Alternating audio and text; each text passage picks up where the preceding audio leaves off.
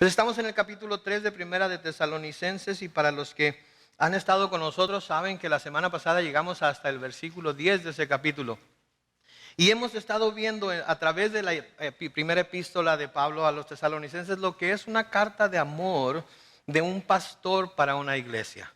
Porque hay cartas en las que Pablo corrige a la iglesia, hay cartas en las que Pablo reprende a la iglesia, hay cartas en las que Pablo da instrucción a la iglesia. Pero una de las cosas que podemos ver que sobresale aquí en la carta de Primera de Tesalonicenses a Pablo, a Primera de Tesalonicenses de Pablo, es que está mostrando un gran aprecio y un gran amor por la iglesia. Y saben que no puede hacer menos. Él sabe lo que le costó al Señor Jesucristo tener su iglesia, lo que le costó al Señor Jesucristo establecer su iglesia. Le costó su vida, le costó su sangre, le costó dejar su reino en el cielo y venir a salvarnos a nosotros. Y nosotros somos la iglesia. Entonces, porque Dios ama a la iglesia, aquel que verdaderamente es pastor de Jesucristo, aquel que en realidad ha sido llamado por el Señor a pastorear esa iglesia, va a amar a la iglesia de la misma manera. La iglesia es lo más importante para nosotros porque la iglesia es lo más importante para Dios. Como ya hemos dicho anteriormente en otras ocasiones, la iglesia somos todos nosotros. Ustedes nos importan a nosotros, nosotros debemos importarles a ustedes, ustedes deben importarse los unos a los otros. Porque si en realidad creen en Jesucristo y si en realidad creen en todo lo que Él ha venido a hacer, entonces van a creer en la iglesia también. Cuando empezamos a ver la iglesia como una institución creada por hombres, empezamos a quitarle el valor que tiene, empezamos a restarle la importancia que tiene en nuestras vidas.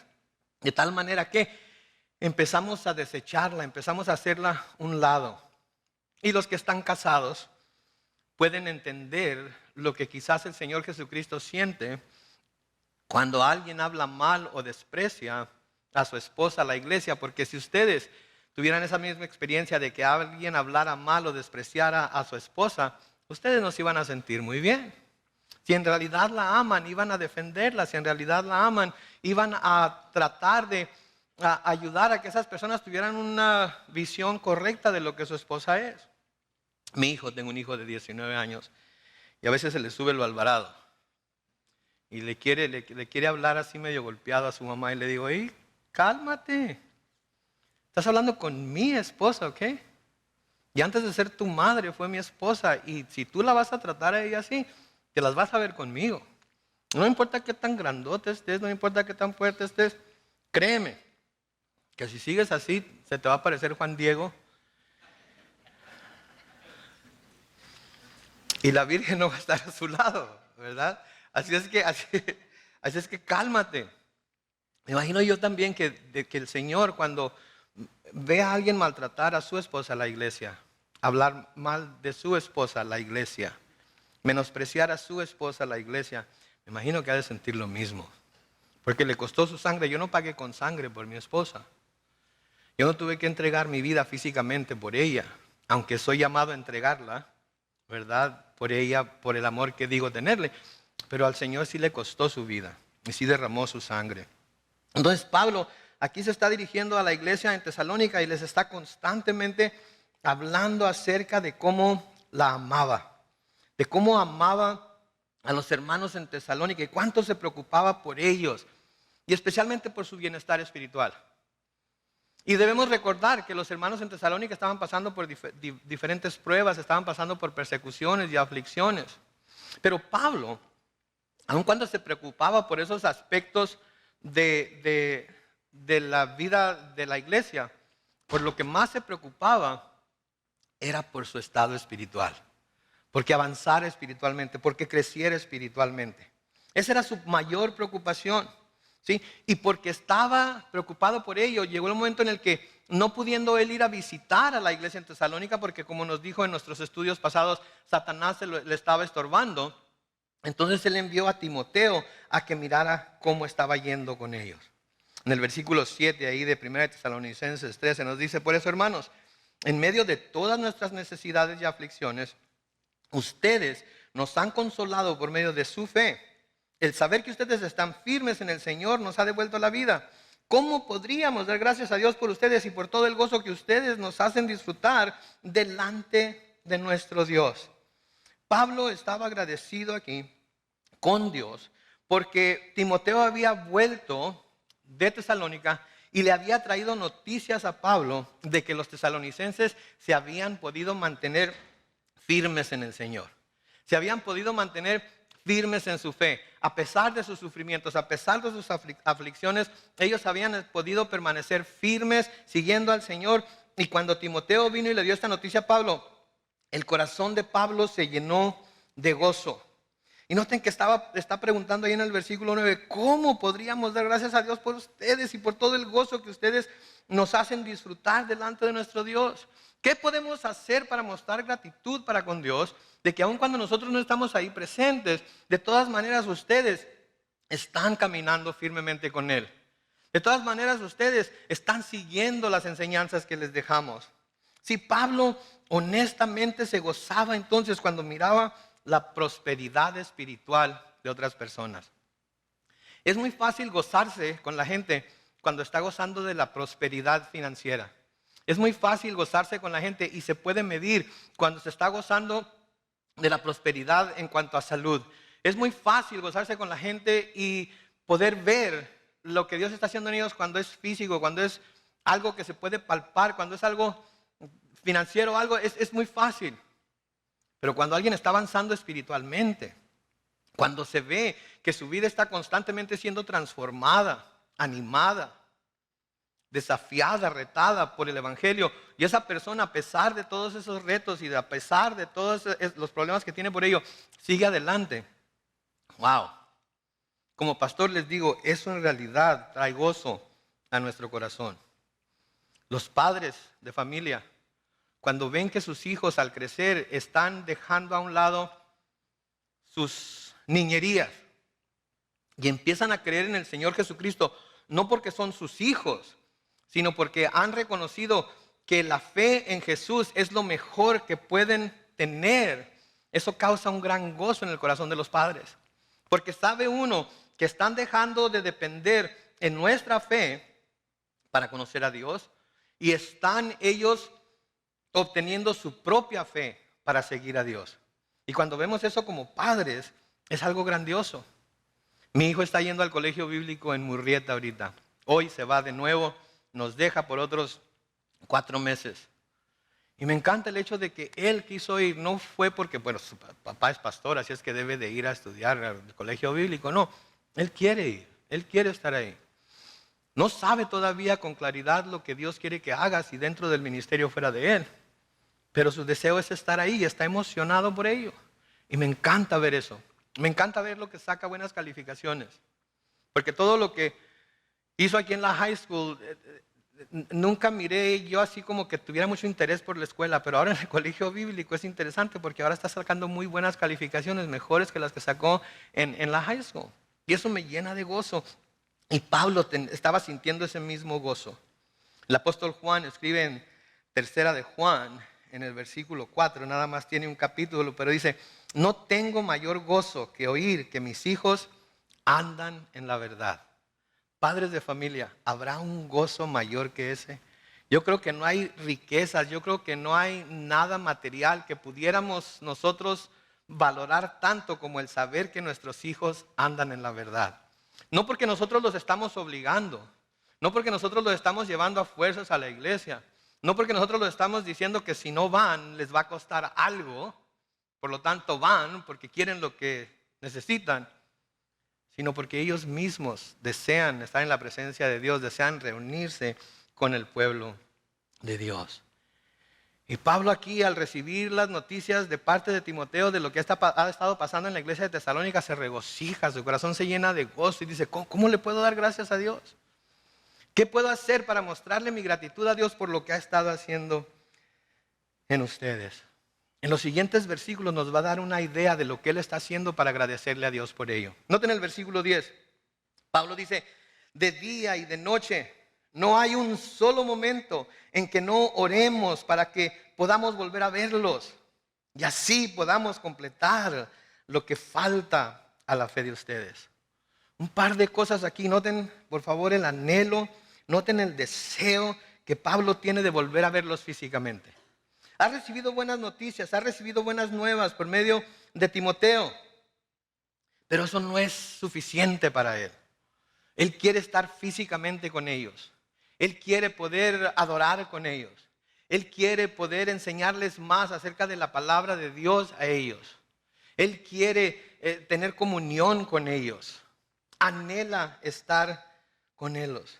Y noten que era con ellos. Y noten que era tan grande su deseo que dice que no dejaba de orar ni un solo momento para que se le concediera ese deseo. Sí, ni un solo momento, o sea, de día y de noche, estaba constantemente orando. Esa era la oración que él tenía delante de Dios, que él estaba poniendo delante de Dios para que Dios le cumpliera. Y tenía que ponerlo delante de Dios porque nos dijo anteriormente, Satanás le estaba estorbando para ir a verlos. Déjeme preguntarle algo. ¿Alguna vez ha deseado algo tanto,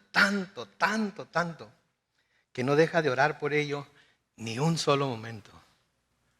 Que todo el tiempo que está despierto, en cualquier momento que tiene libre, en cualquier momento que su mente tiene la habilidad para pensar en cualquier otra cosa que no sea el trabajo que tiene delante de usted, que no sea la tarea que tiene delante de usted, esa cosa está constantemente en su mente y su corazón, y cada vez que tiene esa oportunidad está clamando a Dios por ello.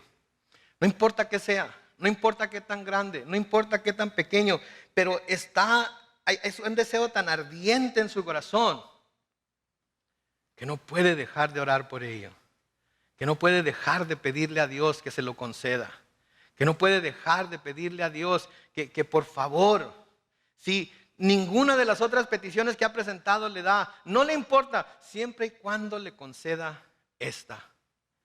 ¿Saben qué? Yo creo que hay muchas cosas en nuestras vidas como cristianos por las que debemos estar orando de esta misma manera. Pablo más adelante en el capítulo 5 nos va a decir, orad, ¿cómo? Sin cesar. ¿Qué quiere decir sin cesar? Sin detenernos. Siempre estamos orando. No quiere decir que siempre estamos de rodillas a un lado de nuestra cama o en un altar o en algo semejante orando, sino que donde quiera que vamos, lo que sea que estemos haciendo, detrás de nuestra mente, en nuestro corazón, siempre está esa oración elevándose al Señor. ¿Saben? Era una enseñanza que Dios, a través de nuestro Señor Jesucristo, nos dio muy claramente. Nos habló acerca de la importancia, y no solamente la importancia, sino la necesidad de orar siempre y no desanimarnos. ¿Se acuerdan ustedes de aquella parábola que el Señor Jesucristo les dijo a sus discípulos de aquella viuda y el juez injusto? Sí, si no la han leído, se encuentra en el capítulo 18 de Lucas, en los versículos 1 al 9. Él les habla acerca de la importancia, de la necesidad de orar y de no desanimarse. Porque a veces tenemos la tendencia a desanimarnos, ¿verdad? Cuando oramos y oramos y oramos y oramos y luego lloramos y luego seguimos orando y luego seguimos llorando, ¿verdad? Nos dice el Señor que no debemos desanimarnos, aun cuando lleguemos a ese punto, no debemos desanimarnos.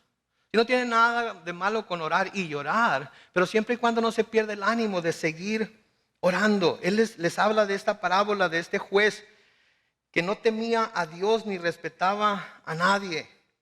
Y nos habla de esa viuda que constantemente iba al juez y le pedía que le hiciera justicia en contra de un adversario que ella tenía. Y nos dice el Señor que pasó algún tiempo y el juez no quiso atenderla. Pero después se puso a pensar el juez, aunque no temo a Dios ni respeto a nadie, esta viuda me molesta tanto que voy a hacerle justicia. No sea que siga viniendo y me agote la paciencia. Dijo entonces el Señor, presten atención a lo que dijo el juez injusto.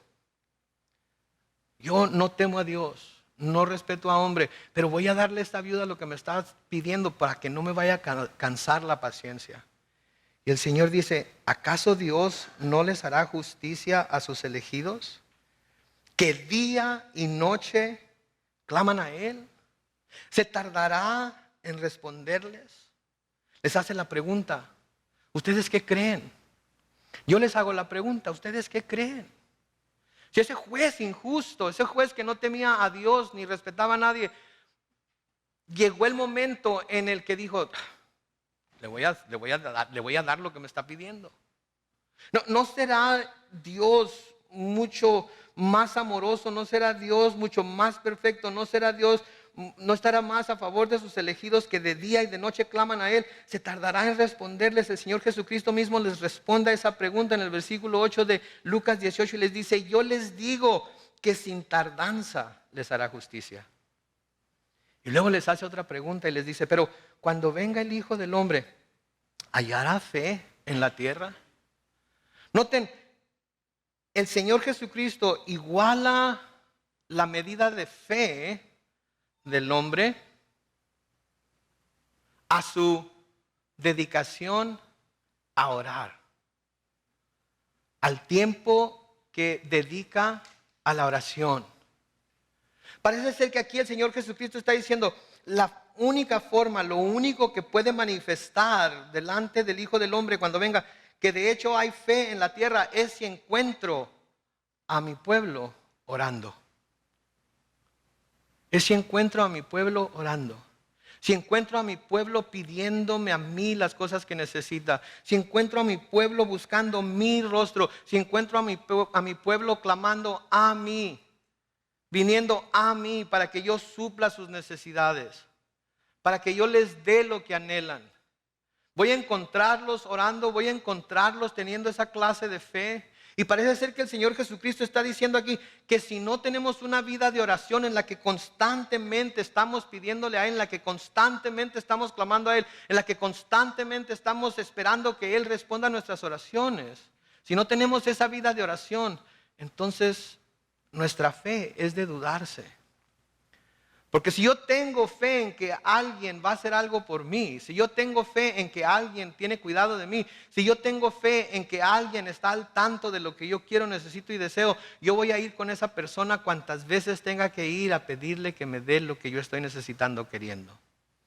Y en el momento que dejo de hacerlo, le estoy diciendo a esa persona, ok, ya te pedí, no me lo has dado, no puedo tener fe en ti. No puedo seguir poniendo mi fe en ti.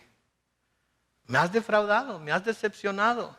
Eso es lo que estamos diciendo con nuestro comportamiento delante de Dios cuando dejamos de orar por las cosas que necesitamos, que queremos, que anhelamos.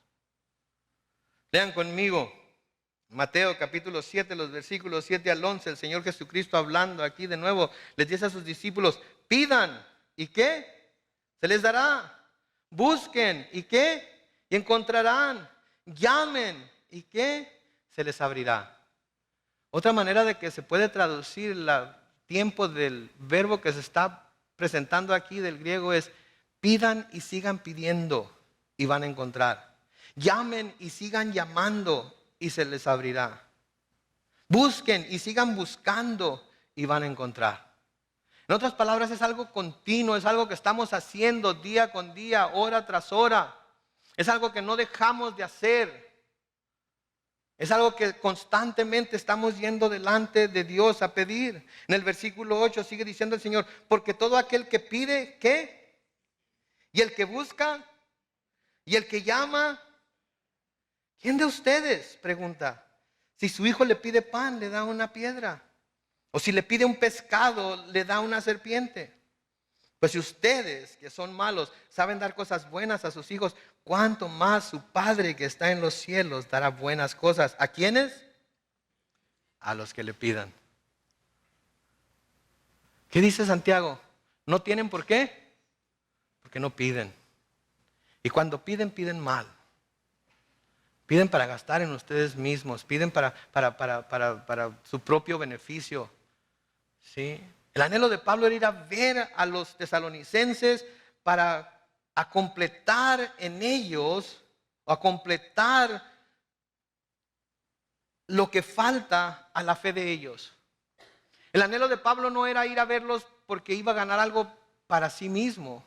El anhelo de Pablo era ir a verlos porque tenía algo que darles a ellos. Y lo mejor que tenía que darles era el conocimiento de nuestro Dios y Señor Jesucristo.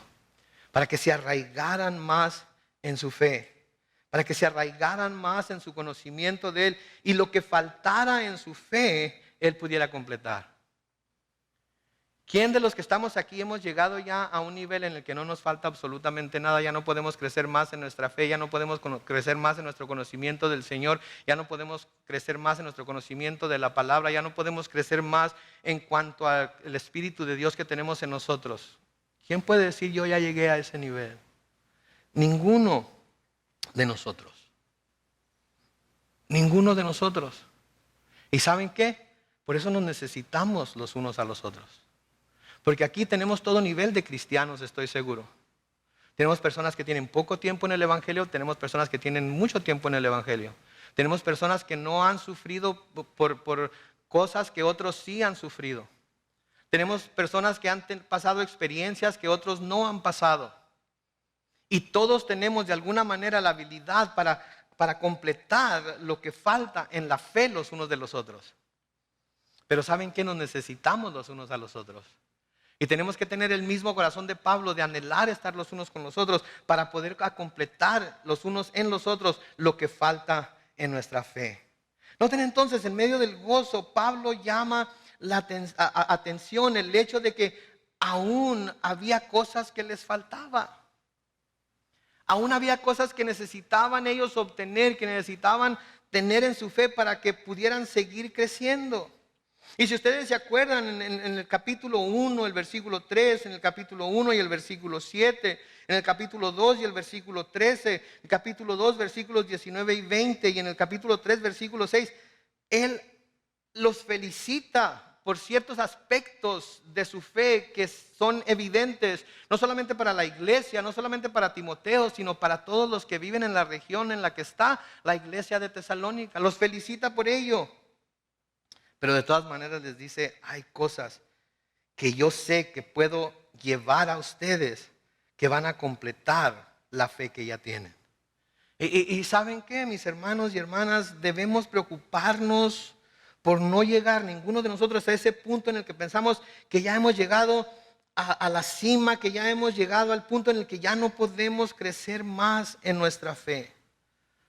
Porque siempre hay lugar para crecimiento en lo espiritual. Cuando el hombre cayó en el huerto del Edén, cayó desde una posición de perfección, de santidad, de estar en la presencia de Dios a lo más bajo que pudo haber caído, que fue al pecado. Y cuando nosotros venimos a Cristo, Él nos justifica inmediatamente.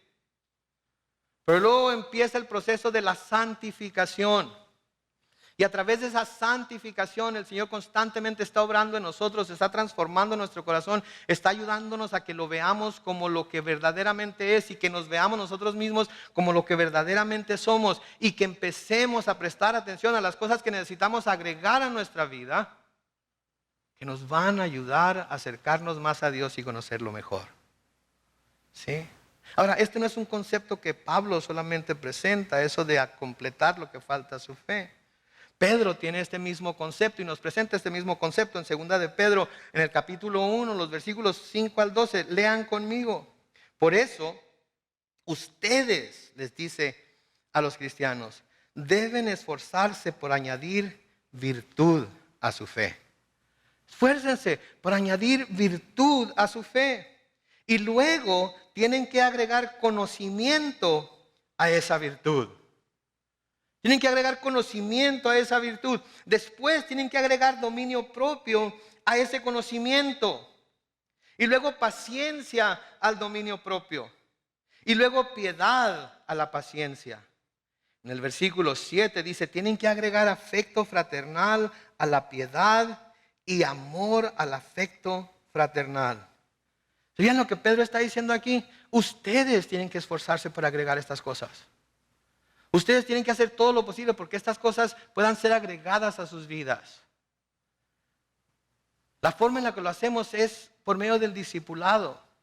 Y lo que estamos haciendo aquí es discipularlos.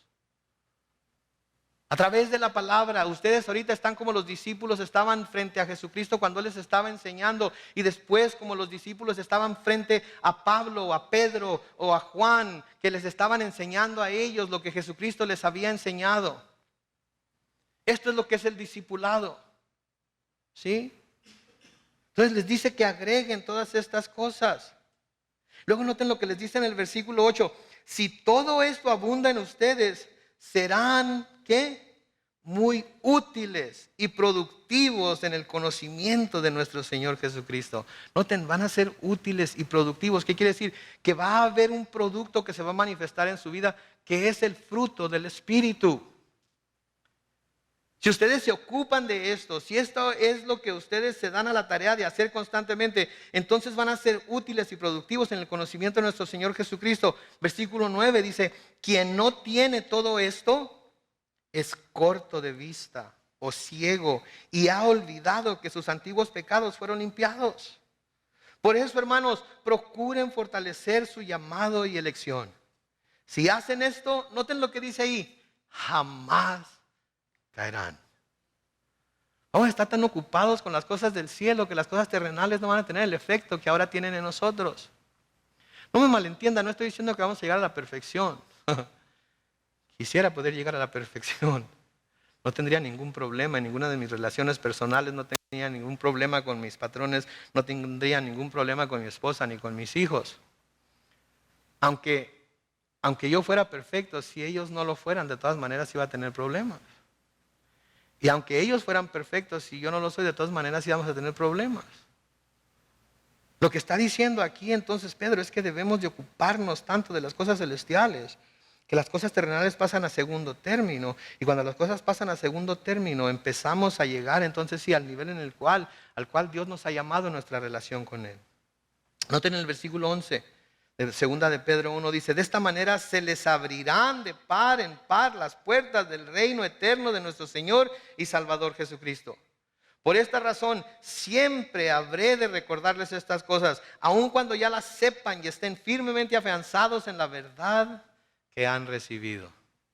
¿Saben lo que Pedro está diciéndoles aquí? Miren, si se ocupan de estas cosas, va a haber las puertas del reino eterno se van a abrir de par en par delante de ustedes, van a poder ver ese reino, van a poder ser establecidos en ese reino, ¿sí? Y van a poder ver con claridad lo que significa ser ciudadano de ese reino. Y no está hablando de que se abran cuando el Señor venga por nosotros. Está hablando de que se van a abrir para que las podamos entender aquí en la tierra, para que podamos ver las cosas como el Señor las ve, para que podamos nosotros recibir las cosas con la intención que Dios nos las ha dado para recibirlas. Vamos a recibir la palabra como la recibieron los tesalonicenses, como lo que es la palabra de Dios y no palabra de hombres. Vamos a ver a la iglesia con los mismos ojos que Jesús la ve. Vamos a amarla con los mismos ojos que Jesús la ama. Vamos a entregarnos por ella con el mismo amor y corazón que Jesús lo hizo. ¿Por qué? Porque nos vamos a estar amando, nos vamos a estar entregando y nos vamos a estar dando los unos por los otros de la misma manera que Jesús lo hizo por nosotros. Entiendan, no es la institución, no es el edificio, no es la organización, somos todos nosotros. Y cuando hacemos eso, cuando nos entregamos a ese nivel al Señor Jesucristo, entonces nos amamos los unos a los otros como debemos amarnos los unos a los otros. Y todas estas cosas de las que habla aquí, el virtud, conocimiento, dominio propio, piedad, afecto fraternal, amor, todas estas cosas que nos dice Pedro aquí que debemos agregar a nuestra fe, son parte de lo que es el fruto del Espíritu. ¿Se acuerdan en Gálatas 5? 22 y 23 se nos habla de que el fruto del Espíritu es amor, gozo, paz, paciencia, benignidad, bondad, fe, mansedumbre, templanza. ¿Qué quiere decir dominio propio? Entonces tenemos que estar constantemente revisando nuestra vida, revisando nuestro fruto para ver que estamos produciendo ese fruto que solamente Dios puede dar. Y cuando vemos que ese fruto está siendo producido en nosotros, entonces nosotros podemos afirmarnos más en nuestra fe y pensar, ok, Señor, estoy caminando contigo, estoy en donde debo estar. Todavía no he llegado al nivel al que tú me quieres, todavía no he llegado a la perfección, porque eso va a suceder cuando esté en tu presencia. Pero mientras estoy aquí, estoy constantemente caminando en el poder del Espíritu. Constantemente estoy caminando queriendo manifestar los frutos del Espíritu. Y me estoy examinando a mí mismo para saber que estoy en el camino que debo estar. Dejo de examinar a todos los demás y me veo en donde estoy yo y me critico a mí mismo y me digo, hoy no mostré mucho amor para con el hermano fulano de tal. Hoy no mostré mucho gozo mientras estuve sirviendo. Hoy no tuve la paciencia que debí tener cuando me subí al freeway para irme al trabajo y a todo mundo le dije hasta de que se iba a morir y les recordé a su mamá y a su tía y a su abuelita y ni siquiera sé quiénes eran esas personas. Y me doy cuenta de que ese no es el fruto del Espíritu. No veo bondad, no veo fe en mí, no veo mansedumbre, no veo templanza o dominio propio. Y me doy cuenta que no estoy caminando en lo que debe ser el fruto del Espíritu. Y digo, Señor, perdóname, levántame, sacúdeme, límpiame y ponme de nuevo en mi camino. Y esa es la señal de alguien que en realidad está buscando la voluntad del Señor. Porque el Señor no nos ha dejado huérfanos, nos dejó a su Espíritu Santo. Pero no solamente eso, sino que nos ha dejado a la iglesia para que podamos todos juntos ir creciendo en el conocimiento de Él hasta que llegamos a ser un varón perfecto. Efesios 4, versículos 11 al 13, Pablo escribe, y Él mismo, hablando de Jesús, constituyó a unos apóstoles, a otros profetas, a otros evangelistas, a otros pastores y maestros, a fin de perfeccionar a los santos, que somos todos nosotros, para la obra del ministerio, para la edificación del cuerpo de Cristo, hasta que todos lleguemos a estar unidos por la fe y el conocimiento del Hijo de Dios, hasta que lleguemos a ser un hombre perfecto a la medida de la estatura de la plenitud de Cristo. Todos, como iglesia, todos completando lo que falta en la fe del otro. ¿Sí? Vamos a suponer que todos ustedes son un dedo meñique. Todos son un dedo meñique del cuerpo de Cristo. ¿Qué puede hacer ese cuerpo con un dedo meñique nada más? Estaría medio extraño ese cuerpo, ¿no es cierto? Pero hay algunos que son dedos meñiques, otros son dedos anulares, otros son pulgares, otros son muñecas, otros son brazos, otros son pies, otros son la boca, otros son todo tipo de cosas. Y todos juntos entonces nos ayudamos a crecer mutuamente los unos a los otros para que podamos llegar a la medida de la estatura de la plenitud de Cristo. Pero tenemos que buscarnos los unos a los otros. Le pide entonces Pablo a Dios constantemente que le permita volverlos a ver, pero también le pide a Dios que sea Él, Dios, y nuestro Señor Jesucristo el que guíe sus pasos a ellos. Noten el versículo 11 de Primera de Tesalonicenses 3. Que nuestro Dios y Padre y nuestro Señor Jesucristo dirijan nuestro camino hacia ustedes. ¿Sí? Satanás les está estorbando. Satanás está poniendo obstáculos para que no vaya a verlos. ¿Sí? Satanás está tratando de alguna manera de disuadirlos de que vaya. Y al verse acosado, al verse atacado por Satanás, ¿qué hace el Señor? Pide a Dios mismo y al Señor Jesucristo que dirija sus pasos para poder llegar a ellos. Entonces podemos ver aquí que aun cuando Pablo desea con todo su corazón ir a reunirse con ellos, encomienda a Dios su camino para que Él dirija sus pasos y para que pueda ir cuando Dios le dé el permiso, cuando Dios quite los obstáculos de enfrente de Él para que pueda lograr ese deseo. ¿Saben? A veces deseamos tanto algo que no estamos dispuestos a esperar a Dios, ¿no es cierto? A veces deseamos tanto algo que estamos dispuestos a tratar de sacarle la vuelta a Dios y ayudarle a Dios y darle ideas a Dios y darle consejo a Dios de por qué nos debería de dar lo que estamos queriendo, porque es para el bien de nuestra familia, lo que sea. Y tratamos de convencer a Dios. Y Pablo, el apóstol Pablo, aquí está diciendo, ¿saben qué? Yo quiero ir a ustedes. Yo quiero verlos. Quiero completar en ustedes lo que falta en su fe. Pero ¿saben qué? Yo voy a dejar que Dios, que el Padre Celestial, que nuestro Señor Jesucristo sea quien dirija mis pasos a ustedes. Cuando Él lo decida voy a ir. Cuando Él abra las puertas voy a ir. Cuando Él quite de en medio los obstáculos voy a ir. Proverbios 16:3 se nos dice, encomienda al Señor tus acciones y tus pensamientos serán afirmados. ¿Qué quiere decir? Vamos a poner en las manos de Dios las cosas que queremos hacer. Y lo que estamos deseando, lo que estamos diciendo va a ser afirmado en nuestro corazón. Y Él va a confirmar que eso es lo que quiere para nosotros. Él va a confirmar que es su voluntad. Y Juan nos dice que si pedimos cualquier cosa de acuerdo a su voluntad, ¿qué va a hacer Dios? ¿Nos lo va a dar? Nos lo va a dar, pero tenemos que encomendar al Señor primero nuestras acciones. Y no tomar acciones antes de consultar con el Señor. Pero a menudo tomamos acciones antes de consultar con el Señor, y luego cuando las cosas salen todas para todos lados, de todas maneras no consultamos al Señor. A veces tenemos que estar de cara en el suelo, habiendo caído, tropezado y caído y habiéndonos lastimado todos, antes de finalmente volvernos a Dios y decir, ok, Señor, ¿qué quieres? ¿Tú qué quieres que haga? Encomiendo a ti mi camino. En el Salmo 37:5 se nos dice, pon tu camino en las manos del Señor, confía en Él. Y noten lo que dice, me encanta la versión Reina Valera contemporánea. ¿Y Él qué? Se encargará de todo. Oh my God.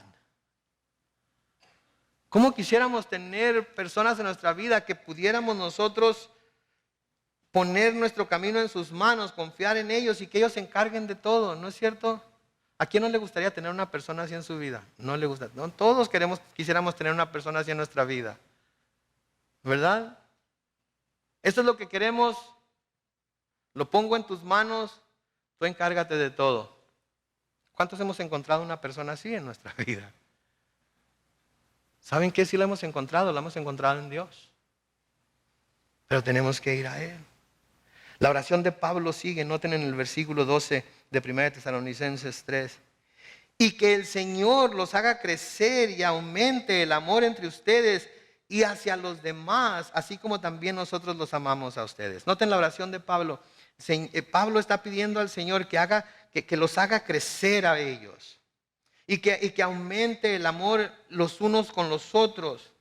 Y no solamente los unos con los otros, sino hacia los demás, los que están fuera de la iglesia. Así como también nosotros los amamos a ustedes. En otras palabras, Pablo está diciendo, miren, la manera en la que yo le doy gracias a Dios por ustedes es constantemente pidiéndole que les ayude a crecer más, que aumente el amor que hay entre ustedes que están dentro de la iglesia, que aumente el amor que tienen hacia los demás, los que están fuera de la iglesia, y que los amen a ellos y se amen los unos a los otros de la misma manera en la que nosotros los amamos a ustedes. Y de nuevo, vemos aquí que como cristianos debemos buscar un constante crecimiento en nuestra vida espiritual.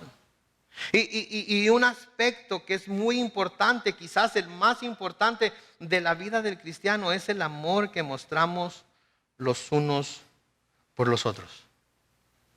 ¿Sí? Nada nos ayuda más a crecer que el amarnos los unos a los otros, pero no nada más de palabras, sino de hecho y en verdad. Eso nos ayuda a crecer. Sí, Jesús habló del lugar esencial que tiene el amor como una marca que identifica al cristiano. En Juan capítulo 13, los versículos 34 y 35, el Señor dice, un mandamiento nuevo les doy. ¿Cuál es ese mandamiento? Que se amen unos a otros. Así como yo los he amado, ámense también ustedes unos a otros. En esto conocerán todos que ustedes son mis discípulos. ¿Cómo? Si se aman unos a otros. Debemos amarnos los unos a los otros como Cristo nos ha amado. ¿Cómo nos amó Cristo? No se quedó en el cielo y nos gritó de vez en cuando, ¡hey! Acuérdense, los amo. ¿Verdad? No abrió las nubes y de vez en cuando se asomó y dijo, ¡hey! Juan, Roberto, acuérdate que te amo. Y se oyó el eco en el cielo, te amo, te amo, te amo, te amo. ¿Qué hizo? Descendió del cielo, vino a la tierra, se cubrió con un cuerpo como el nuestro y se entregó a sí mismo en servicio a aquellos que vino a salvar. ¿Se acuerdan? El Hijo del Hombre no vino a ser servido, sino a ¿qué? Entonces, si estamos siendo llamados por el Señor Jesucristo a amarnos los unos a los otros de la manera en la que Él nos amó a nosotros, ¿cómo vamos a mostrar ese amor? Si somos cristianos y queremos seguir el ejemplo de nuestro Señor Jesucristo, ¿cuál es la manera más efectiva de mostrar ese amor los unos por los otros? Sirviéndonos los unos a los otros. Sirviéndonos los unos a los otros. Pablo constantemente recuerda a las iglesias la importancia de que haya amor entre los hermanos. ¿Se acuerdan lo que les dice a los tesalonicenses en 1 de Tesalonicenses 13? Ahora existen 3 cosas. ¿Se acuerdan lo que era? La fe, la esperanza y el amor. Pero el más importante es el amor. Es el amor. ¿Sí? Ahora, no me vayan a malentender, el amor no es nada más un sentimiento así que hace que sentamos mariposas en el estómago y que, ay, cómo los amo, si supieran cómo los amo. Quisiera tener una manera de mostrarles cuánto los amo, que comunicarles cuánto los amo. ¿Cuántos creen que los amo? Nadie cree que los amo, qué bárbaro. Qué mal trabajo estoy haciendo para mostrarles mi amor entonces. Sí, es importante que nos mostremos que nos amamos unos a los otros. Pero a veces no es tan fácil, ¿verdad? A veces tenemos que hablar la verdad. A veces tenemos que, como decimos en inglés, we have to call each other out, ¿verdad? Tenemos que decirnos los unos a los otros algunas veces verdades que pudieran ofender. Pero tenemos que amarnos tanto que estamos dispuestos a arriesgar hasta nuestra amistad con nuestros hermanos, con tal de que no sigan en el error, si es que están en el error. Pero debemos hacerlo con amor. Pablo de nuevo a los Efesios les escribe en Efesios 4, comenzando con el versículo 15, sino para que profesemos la verdad en amor y crezcamos en todo en Cristo que es la cabeza. Noten, que profesemos la verdad en amor. O sea, que nos hablemos con la verdad. Cuando esa verdad es algo que es bonito, hermoso, lindo, que nos va a sentir mariposas en el estómago, gloria a Dios. Pero cuando esa verdad se trata de corregir, de redarguir, de reprender, también tiene que llevarse a cabo. ¿Sí? Para que podamos crecer todos en Cristo, que es la cabeza, de quien todo el cuerpo, bien concertado y unido entre sí por todas las coyunturas, que se ayudan mutuamente según la actividad propia de cada miembro, recibe su crecimiento para ir edificándose ¿en qué? En amor. Pero noten que todas las coyunturas, todas las partes del cuerpo están haciendo lo que a cada uno le toca. ¿Qué le toca a usted hacer? ¿Qué le toca a usted hacer? ¿Qué le ha revelado Dios que le toca a usted hacer? Y si Dios se lo ha revelado, ¿lo está haciendo? Está mostrando, está usando sus dones, los dones que Dios le dio para mostrar ese amor a sus hermanos y hermanas, para mostrar que los ama de la misma manera en que Jesucristo lo amó o la amó a usted. Ayer tuvimos una cumbre de siervos. Todas las personas que sirven en algún ministerio dentro de la iglesia, ya sea aquí en el Ministerio de Español, o el Ministerio de Imperial Beach, o el Ministerio de Otay, que es el santuario principal, nos reunimos para desayunar y para platicar y para conocernos y todo eso. Hubo como 300 personas que vinieron a esa cumbre. 300 personas. Quiere decir que para que nuestra iglesia marche como debe de marchar, necesitamos unas 500 personas, porque esas 300 personas no son suficientes. Nuestra iglesia consiste en unos, ¿qué será? Contándonos todos en un momento dado de unas 1000 personas. Pero nada más 300 vinieron a la cumbre de siervos. ¿Qué creen ustedes? ¿Debería de haber más? Si todos somos coyunturas, si todos somos miembros del cuerpo, si todos tenemos una misión que llevar a cabo, si vamos a mostrarnos amor el uno al otro, todos deberíamos de buscar ese lugar en el cual debemos de estar sirviendo, usando nuestros dones para completar la fe de los demás. Quizás Dios lo está llamando a limpiar chamacos mocosos en la clase de niños de 2 a 4 años. Quizás después de haber pasado por sus 5 hijos, que ya salieron de casa y ya no tiene que preocuparse por cambiarlos de zapeta, lo está llamando a que vaya y sirva en la cunera y vuelva a cambiar zapetas sucias. Quizás el Señor lo está llamando a enseñar a los jóvenes, quizás el Señor lo está llamando a cantar, a tocar algún instrumento, quizás el Señor lo está llamando a servir en el ministerio de la comida, quizás el Señor lo está llamando a consejería, quizás el Señor lo está llamando, no sé.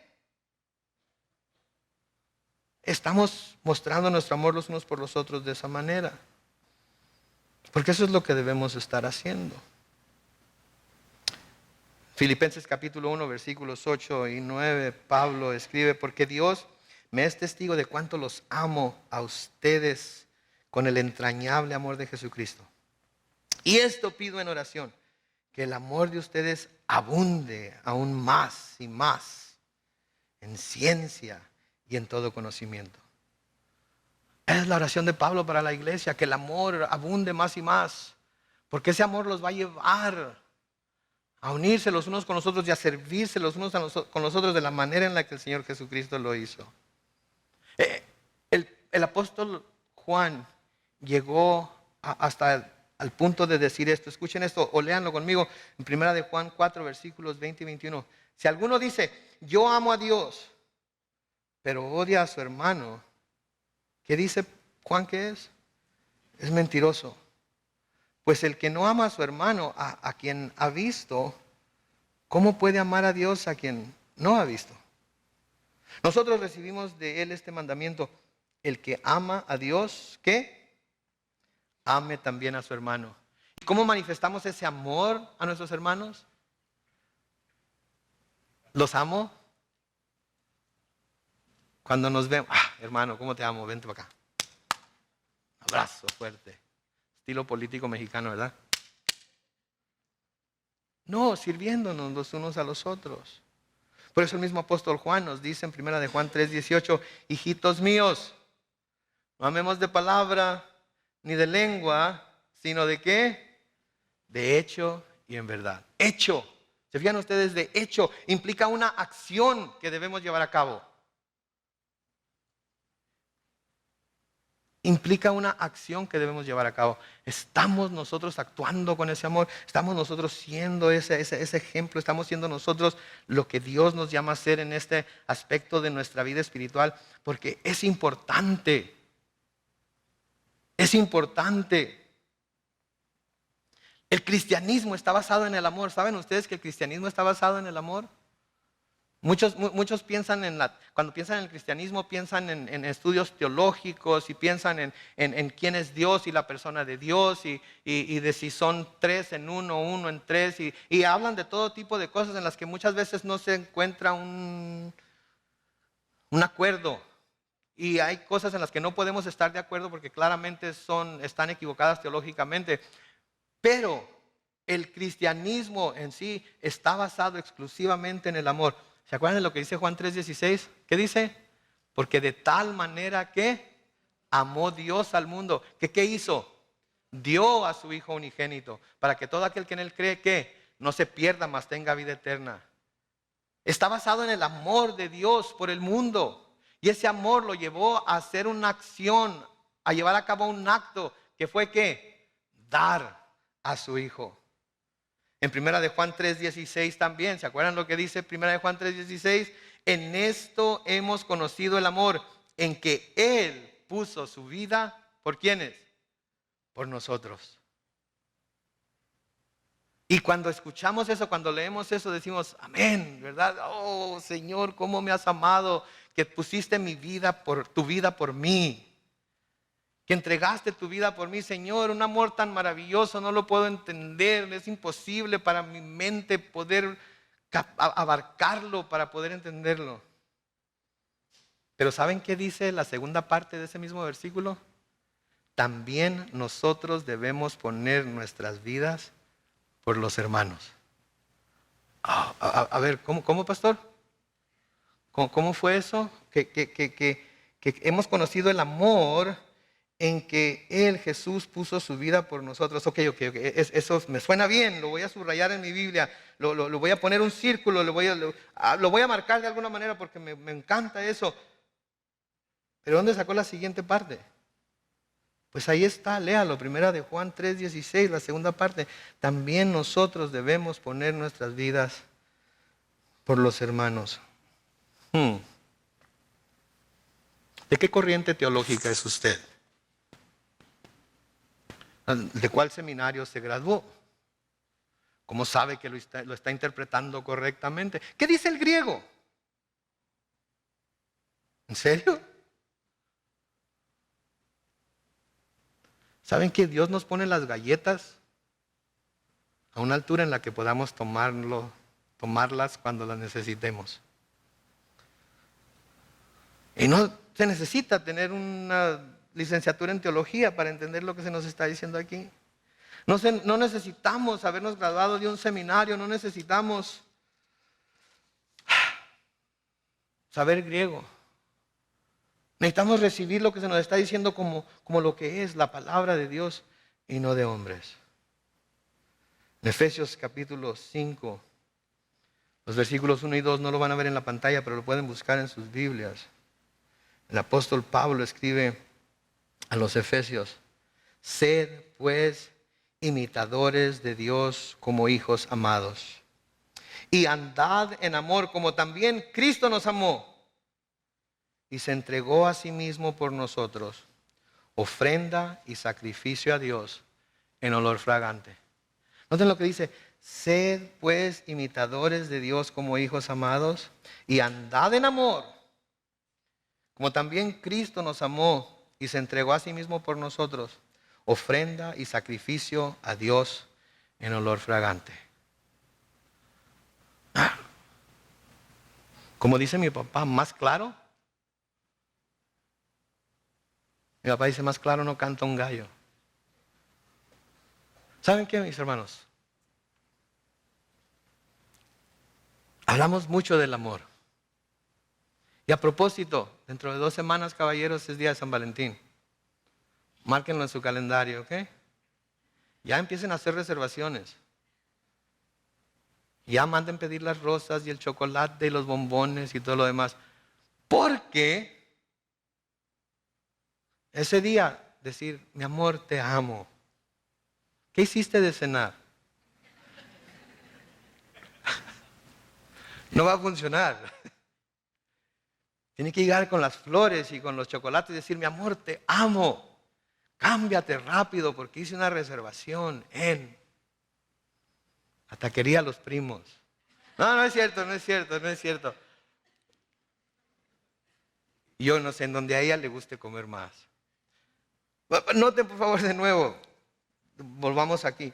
Sed pues imitadores de Dios como hijos amados y andad en amor como también Cristo nos amó. Como también Cristo nos amó. ¿Cómo nos amó? Se sacrificó por nosotros. Dejó que lo clavaran en la cruz por nosotros. Dejó que lo azotaran por nosotros. Dejó que le pusieran una corona de espinas en la cabeza por nosotros. Dejó que se burlaran de él por nosotros.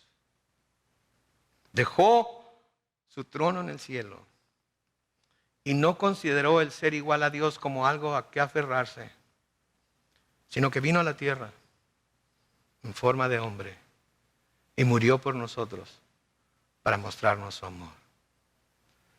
La oración de Pablo para los tesalonicenses, o parte de la oración de Pablo para los tesalonicenses, es en el versículo 12 de nuevo: que el Señor los haga crecer y aumente el amor entre ustedes y hacia los demás, así como también nosotros los amamos a ustedes. ¿Saben que esa es mi oración para todos nosotros esta mañana, esta tarde? Que el Señor nos ayude a crecer aún más en el conocimiento de quién Él es y en el conocimiento de lo que Él ha hecho por nosotros, y que aumente en nosotros el amor los unos por los otros al grado de que nos servimos los unos a los otros y nos entregamos los unos por los otros de la misma manera que Cristo se entregó por nosotros, para que los demás puedan ver ese amor y puedan decir: wow, esos tienen algo especial. Esos saben lo que es amar. Porque se ve claramente el amor que sienten los unos por los otros. Amén.